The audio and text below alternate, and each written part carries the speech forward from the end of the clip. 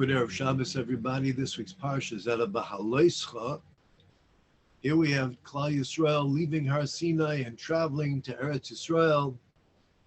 And we have an incident in which it says that Miriam overhears Tzipporah, the wife of Moshe Rabbeinu, who makes a statement when prophecy is granted to individuals to come and assist Moshe. And Tzipporah says, woe unto their wives if they are going to have prophecy, for then they will separate from their wives as Moshe Rabbeinu separated from me.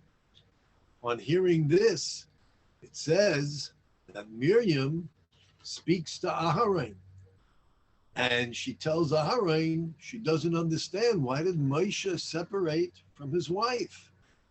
We know that Moshe is a great prophet, but Aaron and Miriam are also prophets. Avram, Yitzchak, and Yaakov were also prophets. They never separated from their spouses. So why is Moshe Rabbeinu doing this?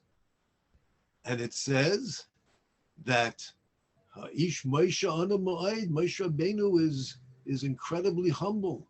Mikol ha'adam ashal panei adama, more than any other human being on the face of the earth. Sages tell us that Miriam, when she asked Aaron this question, was in the presence of Moshe Rabbeinu. But Moshe Rabbeinu didn't say anything. And immediately Hashem speaks to Moshe, Aaron, and Miriam and says that they should go to the Ohel Moed. And when they come out to the Ohel Moed, the tent of meeting, Hashem says to Aaron and Miriam, should you have prophecy, you have a vision, but it's not clear. It might be a dream that I speak to you. Not so with my servant, with Moshe. In my entire household, he is trustworthy. I speak to him mouth to mouth, face to face. He has a clear perception, not something of secrecy and mystery. Smunas Hashem Yabit, he gets an image of perspective greater than any other prophet. No one can see the essence of Hashem. Hashem is not something of physical nature, but Moshe Rabbeinu's perception of the divine was greater than anyone who preceded and anyone who would ever follow him.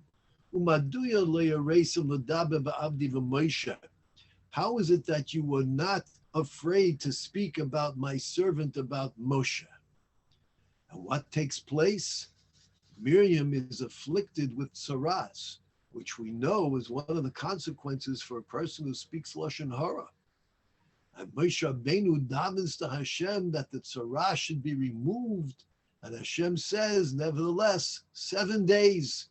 7 days she will remain as a mitzaras, in which, just like anyone with tzaras, she has to be sent outside of the camps of Israel to dwell by herself. And it says, Miriam, that the people, the nation, Klal Yisrael, would not leave until Miriam was able to come back and be with them. This is extremely difficult to comprehend. The Chavetz Chaim tells us that from this episode, this Parsha, we see that the prohibition of Lashon Hara is even when one is not speaking so in a derogatory way. Miriam wasn't speaking to Aaron to speak derogatorily about Moshe. And not only that, we see that Lashon Hara, the Chavetz Chaim says, is even if a person doesn't speak publicly. Miriam didn't speak to a bunch of people. Did you hear about Moshe and Tzipporah? Did you hear whatever? She wasn't gossiping. She was speaking to one person. Who was she speaking to? Aaron, the holy Aaron, the Kohen Gadol. The Ramban says the Kodesh Hashem, the one who is sacred to God. And she's going to Aaron. And who is Miriam? She's the Neviah, the prophetess. She's the one who jeopardized her very existence to save Moshe when he was an infant and put in the basket by the Nile. And the Egyptian princess went and she took him out, and there was Miriam waiting to see what would happen to her baby brother. And she ran and she said, I can bring you a Jewish nursemaid who happened to be Yocheved, Moshe's mother. He became Moshe Rabbeinu because of Miriam. And the Talmud says Miriam had a prophecy when her father Amram separated from Yocheved because he was afraid to bring sons into this world because the Egyptians were killing them. And Miriam had a prophecy and said that you're going to have a son and he's going to be the one who's going to be the Redeemer. And the prophecy came to, this is Miriam. And Miriam is going now to seek from Aaron HaKohen, to seek out Das Torah, Torah's leadership, opinion, and guidance. How do we understand the behavior of Moshe? And not only that, the Chofetz Chaim says we see that Lashon Hara is even if the person we're speaking about is present, because Moshe was present. He didn't say anything, but he was there. And we might think and we might say, well, the person was there, they didn't protest, so they don't care. They're not particular. You want to ask, go ahead and ask. Chofetz Chaim says, you see from this, that this is all considered Lashon Hara. If that's the case, we learn these laws from Miriam. Who was Miriam supposed to learn them from? Miriam had no intention. This was not gossip. This wasn't Lashon Hara. Miriam had a question and she didn't understand, and she quietly, respectfully went in the presence of Moshe and she said to Aaron, why is Moshe separating himself from his wife? No other prophets have done that. I don't understand. What was so terrible about what Miriam did? And not only that, look at the consequences. She became a tsaras. She became a mitzayra with tsaras. She became a person that everybody has to run from. They're tameh, they're impure. They have to be sent outside the city limits. And she had to be there for 7 days. What a disgrace. All of Klal Yisrael. Did you hear about Miriam? Do you heard what happened to Miriam? This is something we should learn from. Everyone is talking about this. Could there be a greater public humiliation? Everybody knows what's going on. How do we comprehend this? In addition, one other question, and that is, it says that Klal Yisrael did not go on their journey until after Miriam was able to join them. When Klal Yisrael journeyed in the desert, they didn't do so of their own volition, but rather there were clouds of glory that ascended and they began to move, and that was an indication that it's the will of Hashem that we should go on our journey.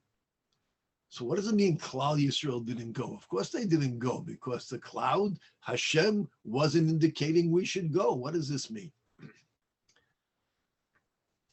Rabbi Yerucham Levovitz, Das Torah, he says, Rashi tells us that God tells them the prophecy of Moshe is totally different.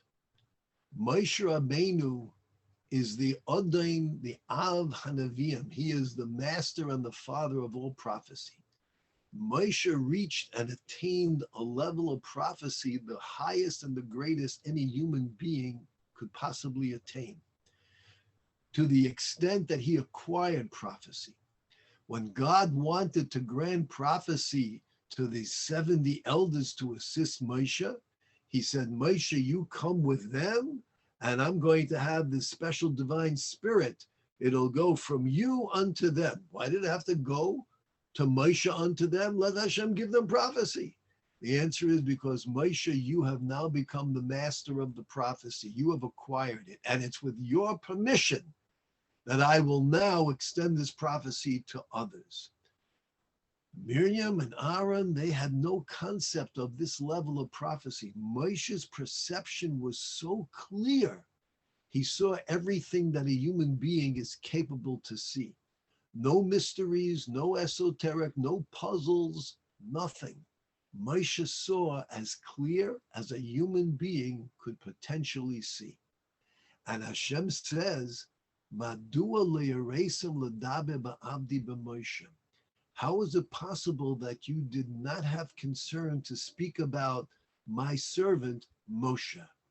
Meaning, first of all, you should have been concerned to speak about the individual that God has chosen to be his Eved.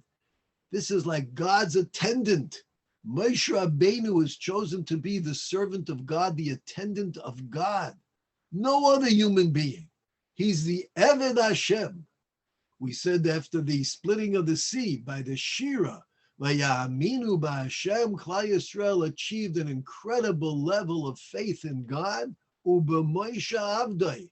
And we also believe that Moshe is Hashem's Eved, his chosen servant, his attendant. This was Moshe Rabbeinu. How is it that you don't consider speaking about my servant, Moshe? Why did Hashem have to add in Moshe? We know we're talking about Moshe, meaning even if he wouldn't be my servant, Rashi says. Do you know who Moshe is? V'imtaimru eini makir b'maisav. And should you say, well, no, I don't know who this Moshe is. Rashi tells us, this is even worse than before, than the first. Not to know who Moshe Rabbeinu is? The mistake of Miriam, which serves as a great source for education for all generations, is that even though she was seeking wisdom and knowledge in a very modest, private way, she should have gone to Moshe directly. She should have said, Moshe, I do not understand. I have a question. Why is it you separated from your wife? The fact that she went to Aaron, that was a flaw. That was a mistake. Well, I don't want to confront Moshe. Maybe Moshe will be upset. Moshe will be upset? You're asking a devar halacha, you're asking something of Jewish law, how to conduct oneself, and you think Moshe will be upset? Well, it's personal to Moshe. You think Moshe Rabbeinu is like any ordinary human being? He's going to be concerned if we question his own behavior. Everything Moshe does is a reflection of his service unto God. He is the Eved, Avdi, Moshe. You know who Moshe and what Moshe is? Avdi, my servant. Everything he does. Moshe, I'm going to hurt his feelings? Of course Moshe has feelings. He's a human being, but Moshe transcended that. Moshe Rabbeinu lived 40 days, 40 nights on 3 separate occasions without food, without water, amongst angels. He debated the angels. Moshe Rabbeinu was the instrument of God performing the miracles for us to see. He is the one who has given us the Torah, enabling mankind to fulfill our purpose for existence. This is Moshe Rabbeinu. And you think that Moshe Rabbeinu might be insulted if you ask him why, in a nice way to learn? You don't know who Moshe is? That was the flaw. That was the mistake of Miriam and Aaron. Aaron should have said, Miriam, don't ask me. Let's turn to Moshe. Ask Moshe. Let's not speculate. That was their error. We think about it, what was such a terrible mistake? On their incredible level, it's considered a mistake. It's considered something for us to analyze their behavior so that we should learn from this. And now what do we learn? We learn how severe Lashon Hara is, as the Chavetz Chaim tells us. Miriam loved Moshe. She lived for Moshe. She was ready to sacrifice her life for Moshe. And she respectfully was trying to learn about Moshe's conduct. She made such a small mistake. But that mistake is, we should look who Moshe is. Look who he is. Don't assume that Moshe is like other people. Don't make that mistake. Moshe Rabbeinu, servant of God. And the Pasuk tells us that even though Miriam made this mistake, Klal Yisrael did not journey until she would return. Meaning, even if the clouds of glory would have ascended and they would have moved, Klal Yisrael was not ready to go. We cannot go without Miriam. Without Moshe, Aaron, and Miriam together, we're incomplete. We can't function. We must wait. Indeed, this was the resolve of Klal Yisrael, and Hashem agreed. And therefore, the clouds of glory did not ascend. Many people today, we all fall victim to Lashon Hara, and from here we see how far-reaching Lashon Hara is. It results in saras to the great Tzaddikus Miriam under such circumstances. But not only that, many people, when we look at others, we judge others by our own behavior. I know how I would react, and I'm looking at someone else, and I'm applying my standards or my reactions, my personality to the behavior of others. And from this we see that we have to be very careful.